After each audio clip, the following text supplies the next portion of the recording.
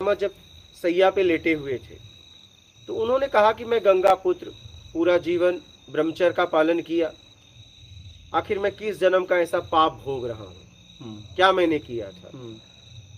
तो कहानी ये कहती है कि कृष्ण भगवान ने कहा कि तुम अपने पीछे जाओ।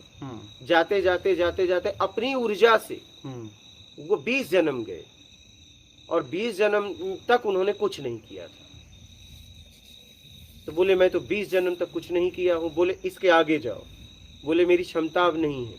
तो उन्होंने अपनी क्षमता से उन्हें 21वें जन्म लेके गए। तो वो देखते हैं कि उस जन्म में वो राजकुमार थे और रास्ते में जा रहे थे, एक सर्प उनका रास्ता लांघा, गुस्से में आके वो बैर के पेड़ पे चढ़ रहा था, उन्होंने तीर मारी, वो उसके मस्तक पे लगा और वो गिर गया। तो जितना बैर का पेड़ था सब उसके शरीर में लग गया था।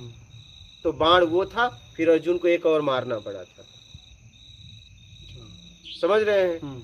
तो अब देखिए, अब भीष्म पितामह 21वें जन्म तक गए, उन्हें ज्ञान नहीं हुआ। क्या ज्ञान नहीं हुआ। लेकिन अर्जुन एक जन्म भी पीछे नहीं गए, उन्हें ज्ञान भी हो गया, मोक्ष भी हो गया।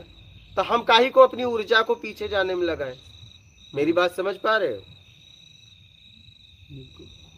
क्योंकि वो जिंदगी मैं जी के आया हूं, मैं जाके पीछे अच्छा क्या कर लूंगा, क्या कर लूंगा। एक बात। और अगर अगला पिछला नहीं जन्म मानते हैं, ठीक है, मुझे मुंबई में एक मुस्लिम मिल गए थे, तो मैंने उनसे पूछा, मैं बोला देखिए मुझे मत, मैं इस समय ना मैं हिंदू बन के पूछ रहा हूँ ना मुस्लिम बन के पूछ रहा हूँ, मैं बस पूछ रहा हूँ, हाँ मानवता को लेके, हाँ मानव बनकर पूछ रहा हूँ। मुझे आप हिंदू समझ के ना जवाब देना, ना मुस्लिम समझ के मैं तुमसे पूछ रहा हूँ, मैं बस पूछ रहा हूँ, ठीक है।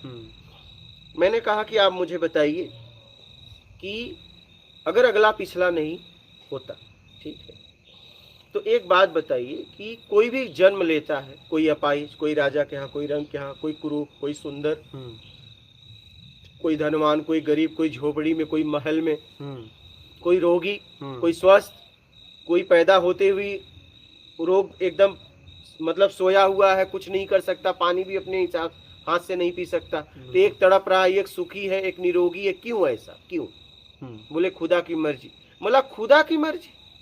ऐसा कैसे खुदा हो सकता है कि जीवों को तड़पता हुआ छोड़ देगा? समझना इस बात को, ऐसा खुदा कैसे हो सकता है? खुदा की मर्जी ऐसे कैसे हो सकती है? क्या कोई माँ बाप कभी आप चाहेगा कि मेरे बच्चे ऐसे दुखी रहे, निराश रहे?